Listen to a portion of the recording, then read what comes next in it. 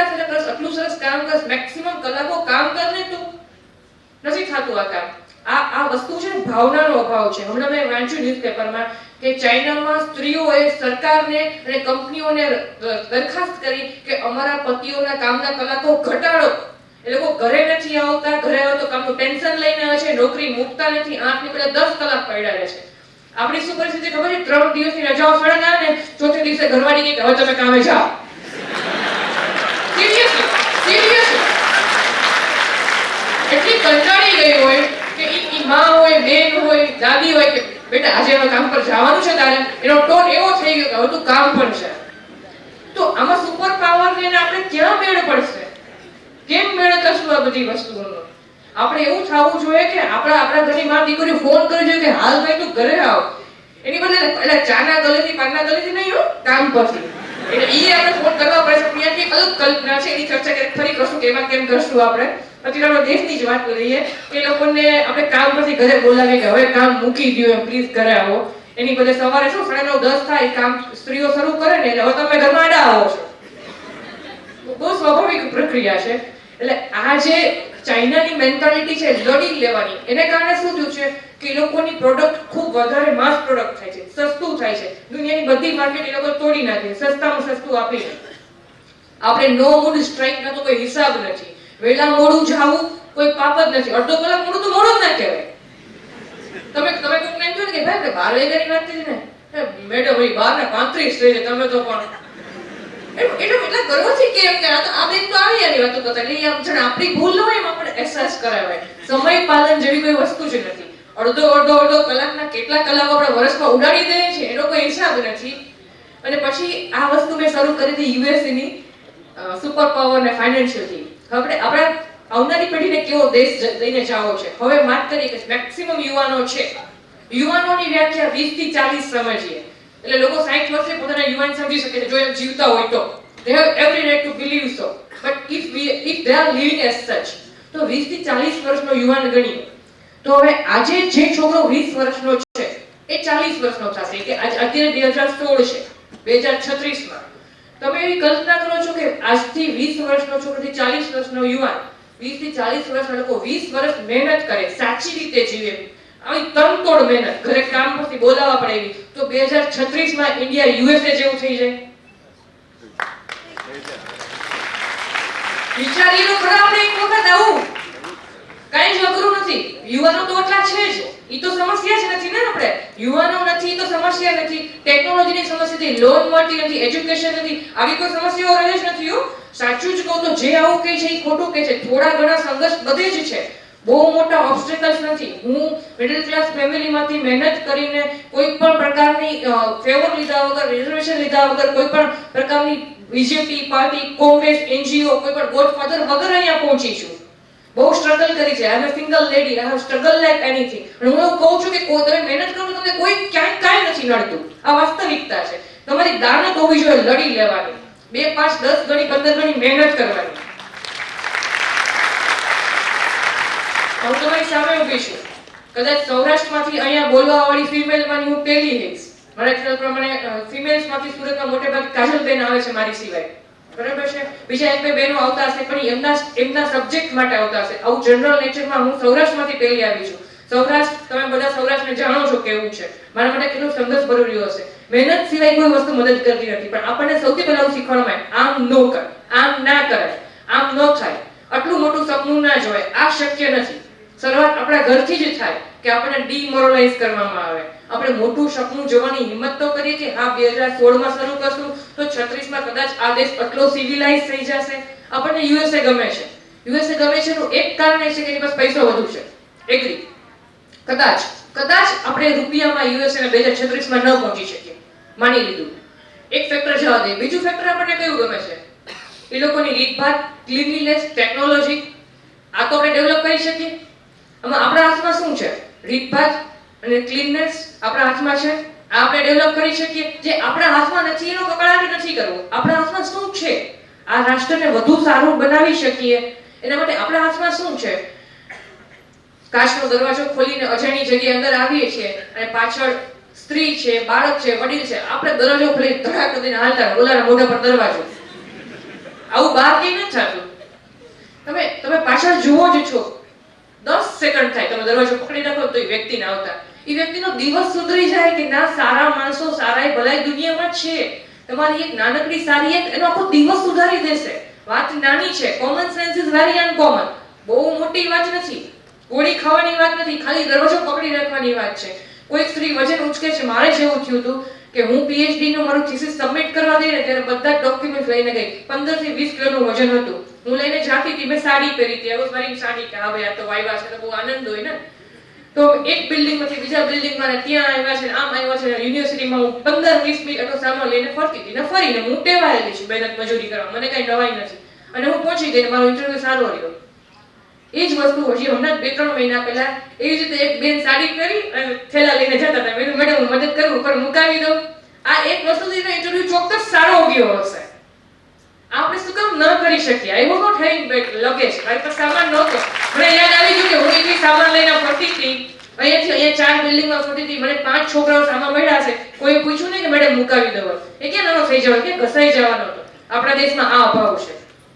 દાદરા ચડીને એટલે મને યાદ હું ઉતાવળ ચડી ગઈ, પાછળ જોયું તો ઈમેલ મારી બે થેલા લઈને જતા ડબ્બુમાં. મેં આ બિચારા પીએચડી માં જાય છે, મેં લાવો મેડમ ક્યાં જવાનું છું, એક થેલો લઈ લો. આ એક નાનકડી જ વસ્તુ છે ને, મને કદાચ 1-1.5 મિનિટનો તફાવત નહીં થાય પણ એને જીવનભર યાદ રહેશે કે મને કોઈ એક વ્યક્તિએ આ સમયે મદદ કરી હતી. આપણે અહીંયા ખૂટી જઈએ છીએ. આપણે શું, મારે શું ફેર પડે છે? ભલે હેરાન થાય, આમાં પડવા જેવું નથી. આટલું બધું સ્ટબન રૂડ થઈ જવાની જરૂર નથી. થોડા પોલાઈટ હસતા રમતા બધાને મદદ કરતા થાશું ને તો એ કુદરતી વસ્તુ પોઝિટિવ થઈને આપણને ચોક્કસ મળશે. આપણે ભગવાનમાં માનીએ છીએ તો કર્મમાં કે સકારાત્મકતામાં ન માની શકીએ કે હું સકારાત્મક રહીશ તો એ વસ્તુ મને કુદરતમાંથી પાછી મળશે. મને કોઈએ સામાન નહોતો ઉચકાવડાવ્યો એટલે હું એને નથી ઉચકાવડાવતી, બરાબર છે? એ કોઈકને નહીં ઉચકાવડાવે. આજે મેં એને કરાવ્યું છે, એ બીજા 2 વ્યક્તિને મદદ કરશે, એ બીજા 2 વ્યક્તિને મદદ કરશે. આ સકારાત્મકતા પસાર થશે કે આમ કરવું જોઈએ. પણ મને નથી કર્યું એટલે હું શું કામ કોઈનું કંઈ કરું? આ નથી કરવાનું. શરૂઆત મારાથી કરવાની છે. જે વસ્તુ મારી જીવનમાં ખૂટી છે એ હું બધાને આપવાની કોશિશ કરું છું. એક વાક્ય છે, અહીંયા તમને બધાને એમ થશે કે આપણે તો બધા ભણેલા અને સિવિલાઇઝ જ છીએ, આપણે થૂકતા નથી. સાચી વાત છે, આપણે નથી થૂકતા. પણ મુદ્દો એ છે કે ઈચ વન ટીચ વન. દરેક વ્યક્તિ એક વ્યક્તિને શીખવે કે આમ ના કરે.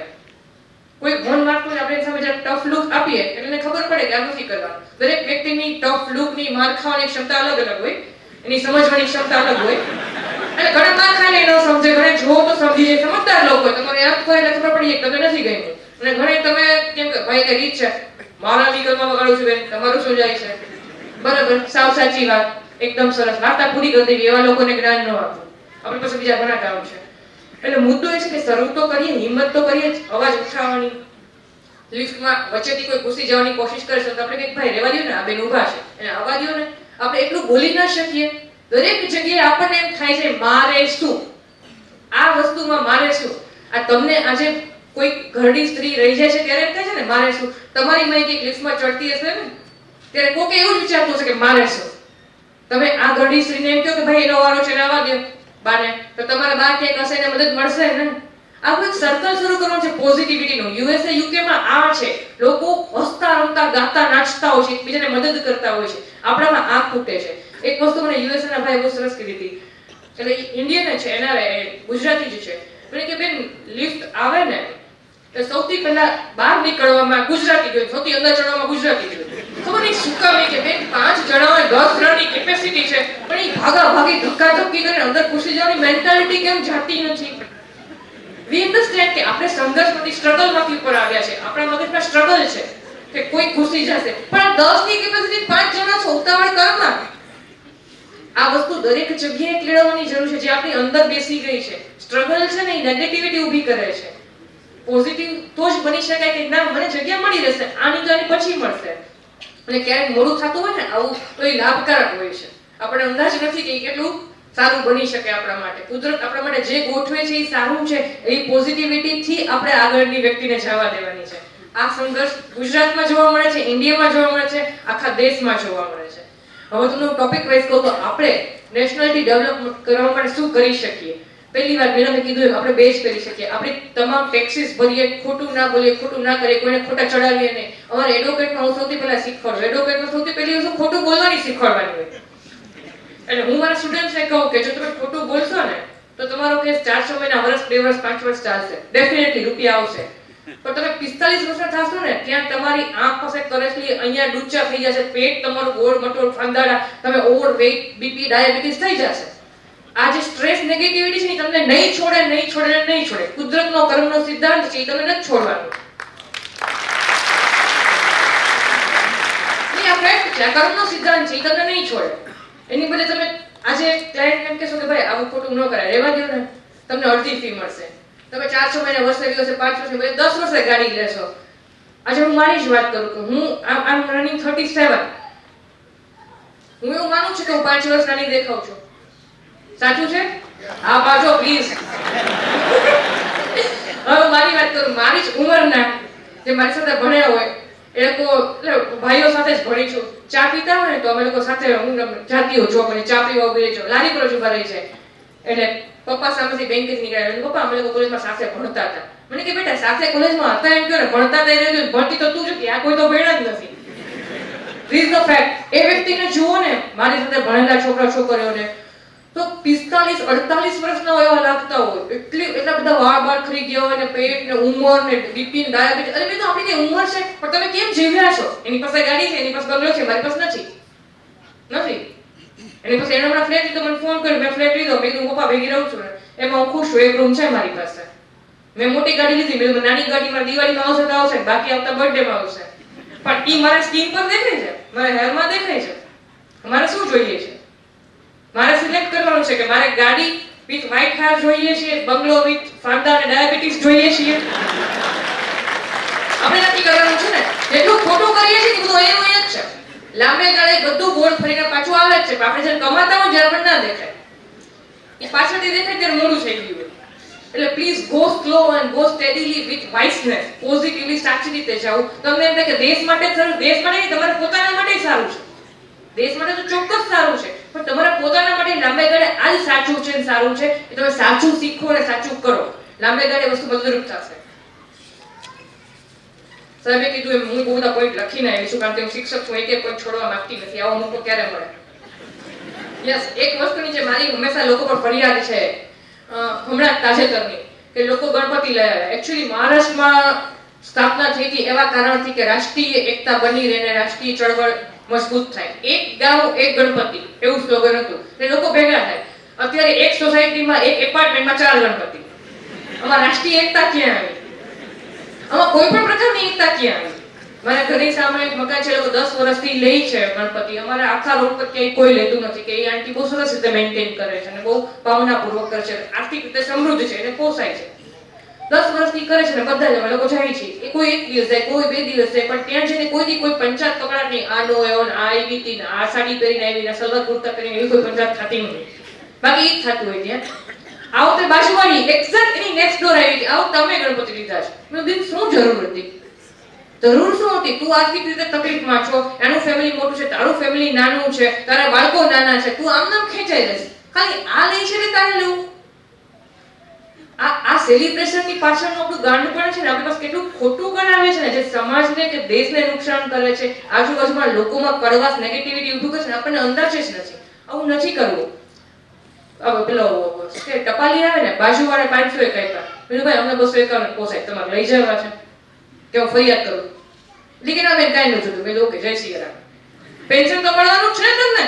તમે કોની માંગો છો હું આપું છું, પણ બાજુવાળાએ આટલા આપ્યા એટલે હું આટલા આપું, એ વાત નહીં થાય. આપણે મોટા ભાગે શું દેખાદેખીમાં કરી નાખીએ છીએ. બહુ ફોર્મલી આપણને જેટલું પોસાતું હોય એટલું ને એમ જ કરવું, એવો આપણે એને સંકલ્પ લઈ જાશું. કોઈની દેખાદેખીમાં એક ખર્ચો નહીં કરીએ, કરવો જ નથી. આપણને પોસાય એમ જ કરવું છે. આ વધારાના ખર્ચાઓ છે ને દેશનો અલ્ટિમેટલી બોજ